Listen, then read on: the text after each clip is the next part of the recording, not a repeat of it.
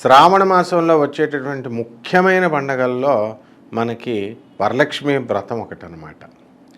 ఈ శ్రావణము అంటేనే ఏమిటి అంటే మొత్తం కంప్లీట్‌గా ఆ నెలంతా కూడా లక్ష్మీప్రదం. ఇది మరి ఈ యొక్క చంద్రుడు మనకి శ్రవణ నక్షత్రంలోకి వచ్చినటువంటి రోజుని మనము శ్రావణ మాసం అని అంటాం. అంటే వరలక్ష్మి వ్రతం వచ్చిన రోజున మనకి శ్రావణ మాసంలో మనకి ఈ నెలంతా కూడా అంటే కార్తీక మాసం అని అంటాం. కార్తీక నక్షత్రంలో వచ్చినప్పుడు కార్తీక మాసం అని, మృగశిర నక్షత్రం వస్తే మార్గశీర్ష మాసం అని ఇలా చెప్తూ ఉంటాం మనకి. కాబట్టి ఇక్కడంతా కూడా శ్రావణంలో అంటేనే ఏంటంటే ఎందుకు లక్ష్మీ పూజలే మనం ఎందుకు చేయాలి అంటే చంద్రుడి యొక్క సహోదరి మహాలక్ష్మి అమ్మవారు. అందువల్లనే శ్రావణ మాసంలో మహాలక్ష్మి పూజలు చేస్తామన్నమాట.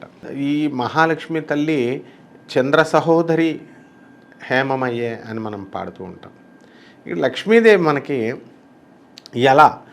ఎవరిని ఎలా వరిస్తుంది మరి వరలక్ష్మి రోజున అంటే ముఖ్యంగా మా గురువుగారు అయినటువంటి చాగంటి కోటేశ్వరరావు గారు అనేకమైనటువంటి వీడియోస్లో అస్తమానం చెప్తూ ఉంటారు. ఎవరి ఇంట్లో అయితే భార్యాభర్తలు ఇద్దరు కొట్టుకోకుండా ఉంటారో, అటువంటి వాళ్ళు గొడవలు పడకుండా ఉంటారో, అటువంటి వాళ్ళ ఇంట్లో లక్ష్మి స్థిర నివాసం చేస్తుంది అని. అంటే వీళ్ళు భార్యాభర్తలే కీచులాడుకుంటుంటే లక్ష్మీదేవి హళ్ళిపోయి పారిపోయి వెళ్ళిపోతుంది అనమాట. ఇప్పుడు ముఖ్యంగా దానికోసం ఈ యొక్క ఈ శ్రావణ మాసంలో మహాలక్ష్మి పూజలు, లక్ష్మి నిలబడాలి అంటే మనం భార్యాభర్తల మధ్య సఖ్యత ఉండాలి.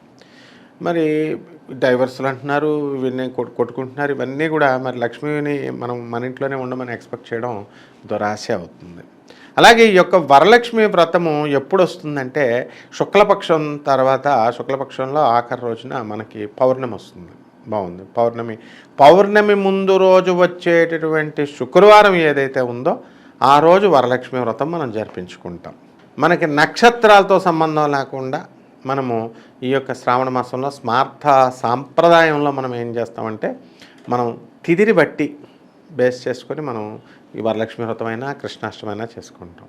ఆ విధంగా వరలక్ష్మి వ్రతం పౌర్ణమి ముందు వచ్చేటటువంటి శుక్రవారం ఏదైతే ఉంటుందో, ఏ నక్షత్రంలో ఉన్నా సరే వెంటనే ఆ రోజు మనం జరిపించుకుంటాం అన్నమాట ఈ వరలక్ష్మి వ్రతాన్ని. అలాగే స్మార్త కృష్ణాష్టమి దగ్గరికి వచ్చేసరికి అక్కడ కూడా మనము ఈ యొక్క నక్షత్రంతో సంబంధం లేకుండా అష్టమి తేదీ ఎప్పుడు వస్తే అప్పుడు స్మార్త కృష్ణాష్టమి మనం జరుపుకుంటాం. వైష్ణవులు మాత్రం నక్షత్రాన్ని ప్రామాణికంగా తీసుకొని చేస్తారన్నమాట. బాగుంది. ఇప్పుడు ఈ వరలక్ష్మి వ్రతం రోజున మనము ఏమిటండి అని అంటే గురువుగారు చమత్కరిస్తారు. చాగంటి కోటేశ్వరరావు గారి పాయసాన్నం చేసామా, లేకపోతే ఈ పులిహార చేసామా, ఇవి జీడిపప్పులు వేసామా, ఇవి కాదు మనం చేయాల్సింది. మనం అంతర్ముఖ సమారాధ్య బహిర్ముఖ సుదుర్లభ అంటే ఇక్కడ మనము లలితా సహస్రంలో చెప్పబడింది. ఇక్కడ మనం అంతర్ముఖంగా మనం వెతకాలి, ఆత్మదర్శనం అవ్వాలి.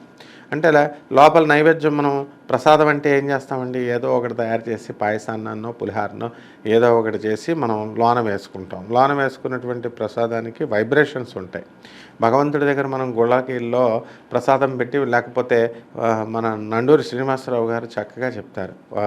ఆయన ప్రసాదాన్ని ఒక పాయసాన్ని అక్కడ నైవేద్యంగా పెట్టి మంత్రశక్తితో మంత్ర జపం చేస్తున్నప్పుడు ఆ యొక్క మంత్రం యొక్క బలమంతా కూడా ఈ పాయసాన్నంలోకి వెళుతుంది. వెళ్ళిన తర్వాత అది మనం తింటే అది లోపలికి వెళుతుంది, మనకు లోపల ఉత్సాహాన్ని ఇస్తుంది, శక్తినిస్తుంది, కొన్ని వైబ్రేషన్స్ని ఇస్తుంది. బాగుంది. మన వైబ్రేషన్స్ ఇచ్చినప్పుడు పాజిటివ్ వైబ్రేషన్స్ ఇవన్నీ కూడా ఇచ్చినప్పుడు ఏమవుతుంది, మనకి ఈ అంతర్ముఖం లోపల మనకి ఆత్మదర్శనం మనం చేసుకోవాలి. ఆ లోపల పోసిన పాలు మనకి ఆత్మదర్శనం చేసుకోవాలని గురువుగారు చాగంటి కోటేశ్వరరావు గారు కూడా చెప్తారు. అయితే వరలక్ష్మి వ్రతం రోజున మనం చేయాల్సినటువంటి పని ఏమిటంటే ఆ రోజు ఉదయమే లేచి చక్కగా తలంటు స్నానం చేసి మనం ముఖ్యంగా ఈ యొక్క శుక్రవారం నాడు ఆవు పేడ లేకపోతే గేదె పేడ ఏదంటే అది దాంతో మనం చక్కగా కల్లాపేసి ముగ్గులు పెట్టుకుంటాం. సిటీ అయినప్పటికీ కూడా చాలామంది ఇల్లు కడుక్కుంటాం కదా, కడుక్కున్న తర్వాత ముగ్గులు అవి పెట్టుకున్న తర్వాత చక్కగా శుభ్ర వస్త్రాలు, కొత్త వస్త్రాలు అవసరం లేదు. మరి ఆ అమ్మవారి యొక్క వ్రతానికి, వరలక్ష్మి వ్రతానికి మహాలక్ష్మి అమ్మవారి యొక్క పటాన్ని పెట్టుకొని కలశాన్ని పెట్టి ఆ కలశానికి శుభ్రంగా తాడు కట్టి మనకి పసుపు తాడు ఏదో ఒక ఈ యొక్క తోరణాలు ఉంటాయి కదా, దాంతో మనం ఏం చేస్తామంటే ఈ పసుపు కొమ్మని దానికి కలసానికి కట్టేసి ఎర్రని జాకెట్ గుడ్డని మనకి కొబ్బరికాయ, ఎండిపోయినటువంటి కొబ్బరికాయని మనం కలసం మీద పెట్టి కలసంని స్థాపిస్తాం. మనం స్థాపించిన తర్వాత మహాలక్ష్మి అమ్మవారు కానీ వరలక్ష్మి అమ్మవారు ఏదైనా ఒకటే ఆ అమ్మవారి యొక్క పటాన్ని మనము ముందు పెట్టుకొని దాని గోడకు ఆంచుకొని పెట్టుకొని దానికి ముందు ఈ కలశాన్ని పెట్టి మనం పూలదండలు ఇవన్నీ కూడా మనం వేస్తాం. పువ్వులన్నీ కూడా వేసేసి మనం ఏం చేయాలా, మనము ఫస్ట్ అమ్మవారికి ధ్యానం చేయాలా. ధ్యానం చేసిన మనము మహాలక్ష్మి అమ్మవారిని ఆవాహనం చేయాలి. లక్ష్మీం క్షీరసముద్రరాజతనయాం శ్రీరంగధామేశ్వరీం దాసీభూత సమస్తదేవవనితాం లోకైక దీపాంకురాం శ్రీమన్మంద కటాక్షలబ్ధ వివద్బ్రహ్మేంద్ర గంగాధరాం త్వాం త్రైలోక్యకుటుంబినీం సరసజాం వందే ముకుంద ప్రియాం. ముకుందుడికి ప్రియమైనటువంటి ఓ తల్లి మహాలక్ష్మి, శ్రీ మహావిష్ణువుకి ఇష్టమైన దాన, నువ్వు రా తల్లి అని చెప్పేసి ధ్యానం సమర్పయామి, ధ్యానం ఇస్తాం ఫస్ట్. ఆ తర్వాత ఏం చేస్తాం, ఓం శ్రీ వరలక్ష్మి నమః ఆవాహయామి, ఆవాహనం సమర్పయామి, ఆమెను పిలుస్తాం మనం. ఆమెను పిలిచిన తర్వాత అమ్మవారు వస్తుంది. ఓం శ్రీం హ్రీం శ్రీం కమలే కమలాలయ ప్రసీద శ్రీం హ్రీం శ్రీం ఓం మహాలక్ష్మ్యై నమః ఆవాహయామి, ఆవాహనం సమర్పయామి, నవరత్నకచతస్వర్ణ సింహాసనం సమర్పయామి. మనం సింహాసనాన్ని, ఖచ్చితమైనటువంటి సింహాసనాన్ని వేస్తాం. దాని మీద అమ్మవారిని మనం కూర్చోబెడతాం. కూర్చోబెట్టిన తర్వాత పాద్యం సమర్పయామి, మనం అమ్మవారికి చక్కగా కాళ్ళు కడుక్కోవడానికి నీళ్ళు ఇస్తాం. అర్ఘ్యం సమర్పయామి, అర్ఘ్యం ఇస్తాం. తర్వాత మనం ఏం చేస్తామండి, స్నానమదైన తర్వాత యజ్ఞోపవీతం సమర్పయామి, వస్త్రాం సమర్పయామి. ఇలా షోడశ ఉపచార పూజలు మనం చేస్తాం. గంధం పరికల్పయామి, గంధాన్ని ఇస్తాం. తర్వాత అగరబత్తీలని వేస్తాం. పుష్పై పూజయామి. అమ్మవారి యొక్క 11 నామాలని కానీ లేకపోతే 21 నామాలను కానీ అష్టోత్తర శతనామాన్ని పెట్టుకొని మనం ఓం మహాలక్ష్మి నమః, ఓం వరలక్ష్మి నమః, ఓం చంచలాయ నమః, ఓం ప్రకృత్యై నమః, వికృత్యై నమః, ఓం విష్ణుప్రియాయ నమః, ఓం తులస్యై నమః, ఓం రమాయై నమః, ఓం రాధాయై నమః. ఈ విధంగా మనము మహాలక్ష్మి అమ్మవారి యొక్క అష్టోత్తర మంత్రాలతో మనం అమ్మవారికి చక్కగా కుంకుమార్చన చేస్తాం. కుంకుమార్చన చేసిన తర్వాత మనము ధూపం సమర్పయామి, దీపం దర్శయామి, ధూపదీపానంతరం నైవేద్యం సమర్పయామి. ఏదో ఒక నైవేద్యం పెట్టాలి మనం అమ్మవారికి. దాన్ని గాయత్రి మంత్రంతో అభిమంత్రించాల. ఓం భూర్భువస్వః తత్సవితుర్వరేణ్యం భర్గో దేవస్య ధీమహి ధియో యో నః ప్రచోదయాత్. ఓం మాపో జ్యోతిర్సమృతం బ్రహ్మ భూర్భువస్వరో. ఓం ప్రాణాయ స్వాహ, పనాయ స్వ, జ్ఞానాయ స్వ, ధనాయ సమనాయ స్వ, బ్రహ్మణే స్వాహ అని చెప్పేసి మనము ఆ యొక్క పరమేశ్వరికి మనము అమ్మవారికి మనం సమర్పిస్తాం. సమర్పించిన తర్వాత వరలక్ష్మికి వ్రతానికి కొంతమందికి ఆచార వ్యవహారాలు ఉంటాయి. అక్కడ తోరణాలు, కొత్త తోరాలు మనం కడతాం. అక్కడ పాత ఈ వ్రతాన్ని కట్టుకునేటప్పుడు, వ్రతాన్ని చేసేటప్పుడు కొత్త తోరాలు పెడతాం. పాత తోరాలు కేదారేశ్వర స్వామి వ్రతం లాంటి వాటికి పాత తోరాలు కూడా ఉంటాయి. ఎన్ని సంవత్సరాల నుంచి చేస్తున్నాం అన్ని తోరాలు పాతవి అలాగ సాంప్రదాయబద్ధంగా వస్తాయి. ఆ తర్వాత కుటుంబాలు విడిపోయినప్పుడు అన్నదమ్ములు ఇద్దరు కూడా పంచుకుంటారు. మరి అదేవిధంగా ఈ యొక్క వరలక్ష్మి వ్రతానికి కూడా తోరాలు ఉంటాయి మనకి. ఆ తోరాలు అన్నదమ్ములంతా కూడా అక్క చెల్లెలంతా విడిపోయేటప్పుడు అమ్మవారు మళ్ళీ నువ్వు ఈ సాంప్రదాయాన్ని కొనసాగిస్తామని చెప్పి ఆ తోరాన్ని ఇస్తారు. అలాగే వాయిదానం మనము వాయినాల్ని దానం చేస్తాము. ఆ తర్వాత మనం శనగల్ని, తర్వాత తమలపాకుల్ని, మరి ఈ ఒక్కల్ని, ఈ పుష్పాలని, ఒక అరటిపండుని 11 రూపాయలని ఇచ్చి మనము ఆ యొక్క వాయనాన్ని మనం దానం చేస్తాం. చేసి ఇచ్చితనమ్మ వాయనం, పుచ్చుకున్నానమ్మ వాయనం అని చెప్పేసి మహిళలంతా కూడా తమ చీరలు పట్టి, కొంగులను పట్టి ఆ వాయనాలు తీర్చుకుంటారు. తర్వాత వరలక్ష్మి వ్రతం అయిపోయిన తర్వాత ఇది సాయంత్రం సమయంలో చేసుకుంటారు. కొంతమంది ఉదయం చేసుకుంటారు. వేసుకున్న తర్వాత చంద్ర దర్శనం చేసుకుంటారు.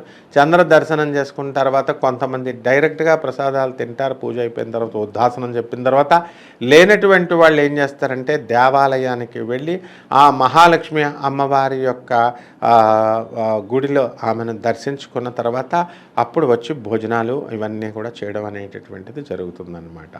దీన్ని ఆచార వ్యవహారాలు అంటారు. అయితే మనకి మహాలక్ష్మి అమ్మవారు ఎక్కడ వెలిసారు? కొల్హాపూర్‌లో వెలిసారు. కొల్హాపూర్ శక్తిపీఠాలలో మనకి మహారాష్ట్రలోని కొల్హాపూర్ మహాలక్ష్మి అమ్మవారి యొక్క స్వయంభూ క్షేత్రం అది. అక్కడ వెలుస్తారు అమ్మవారు. మరి అలాగే చక్కగా అక్కడ మనకి మహాలక్ష్మి అమ్మవారు వెంకటేశ్వర స్వామి వారి పైన అలిగిన తర్వాత ఏమవుతుందంటే ఆమె వచ్చి కొల్హాపూర్‌లో కూర్చుంటుంది. అలాగే తిరుచానూరులో మనం పద్మావతి అమ్మవారు, అవలివేలు మంగమ్మ తల్లి అప్పుడు అక్కడ కూర్చుంటుంది. బాగుంది.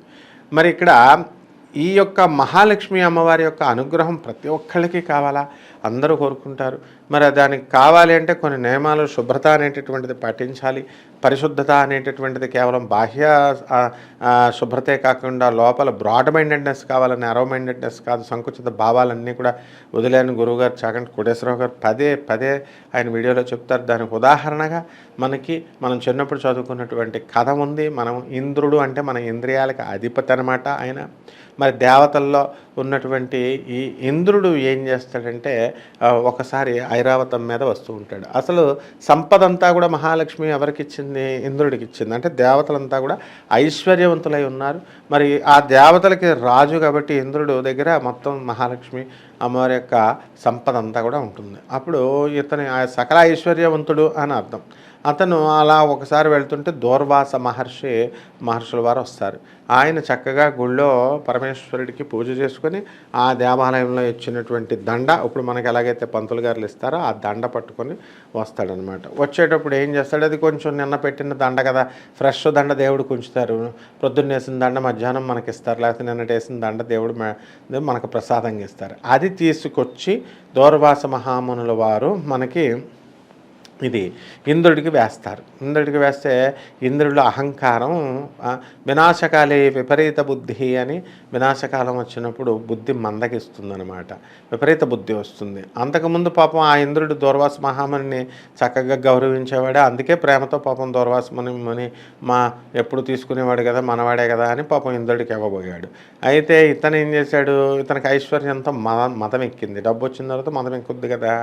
ఆ విధంగా ఈయన ఏం చేశాడంటే వాడిపోయినటువంటి దండ నా మెళ్ళ వేస్తాడు ఇతను అని చెప్పేసి కేర్లెస్గా ఆ దండను తీసుకెళ్ళి అతను వాహనమైనటువంటి ఐరావతం మెళ్ళ వేస్తాడు. అంటే ఏనుగు మెళ్ళ వేస్తాడు. ఏనుగు ఏం చేస్తుంది? అది ఏదైనా సరే తొండంతో దాన్ని ఆ దండం తీసేసి కాలి కింద వేసేసి, మా చంచలత్వం కదా, అందుకే చంచలత్వానికి ప్రతీకగా ఏనుగుని వాహనంగా మనకి మహాలక్ష్మి అమ్మవారిని పెడతాం. చంచలాయ నమః అనే అమ్మవారిని మనం కీర్తిస్తాం. ఆ ఏనుగు ఎప్పుడైతే తొక్కిందో ఇది చూసినటువంటి దూర్వాస మహామునికి భగవత్ ప్రసాదితమైనటువంటి ఈ యొక్క పూలదండను నువ్వు క్రింద తొక్కుతావా అని చెప్పి ఆయన ఏం చేస్తాడంటే నీ ఐశ్వర్యం అంతా కూడా పోగాక అని చెప్పేసి శపిచ్చేస్తాడు. ఆ వెంటనే మహాలక్ష్మి అమ్మవారు సాగర సముద్రంలో అలా కలిసిపోతుంది అనమాట, మునిగిపోతుంది. లక్ష్మీం క్షీర సముద్ర రాజతనయాం, సముద్రం యొక్క కూతురు ఆమె ఏం చేస్తుంది? మహాలక్ష్మి అమ్మవారు వెళ్ళిపోయి సముద్రంలో అంతర్ధానం అవుతుంది. అప్పుడు మళ్ళీ దేవతలందరూ కూడా దరిద్రం పట్టుకుంది. మహాలక్ష్మి వెళ్ళిపోయిన మరుక్షణం ఏముంటుందంటే దరిద్రం ఉంటుంది. ఆ దరిద్రం ఎలాగంటే ఉత్సాహం, శక్తి, అది సాధించాలి ఇది సాధించాలని ఆసక్తి, ఇవన్నీ కూడా లక్ష్మీదేవి యొక్క గుణాలు అనమాట. మనం మహాలక్ష్మి అనగానే, లక్ష్మి అనగానే ఏమనుకుంటాం? కేవలం డబ్బేమో, కేవలం సంపదేమో అనుకుంటాం. సంపద అంటే అది కాదు. అష్టైశ్వర్యాలంటే ఆరోగ్యము, సంపద, తర్వాత ఉత్సాహము, నిరాశ లేకపోవడము, ఇవంతా కూడా ఆస్తే. కాబట్టి ఆ మహాలక్ష్మి అమ్మవారి యొక్క ఇది ఈ విధంగా ఉంటుందన్నమాట. ఇందువలన మనం ఎప్పుడు కూడా ఈ మహాలక్ష్మి శ్రావణ మాసంలో ముఖ్యంగా ధనవంతులు ఎవరైనా సరే చేసుకోవడం ఓకే, కానీ పేదవాళ్ళని అవమానించినా, పేదవాళ్ళకి సహాయ సహకారాలు చేయకపోయినా మీకు ఆ పూజా ఫలితం రాదు. దీన్ని చెప్పడం కోసమే మనము దత్తాత్రేయ స్వాముల వారు అనఘాలక్ష్మిలో అష్టసిద్ధులు, తర్వాత నవనిధులు, ఇవన్నీ కూడా ఉంటాయి.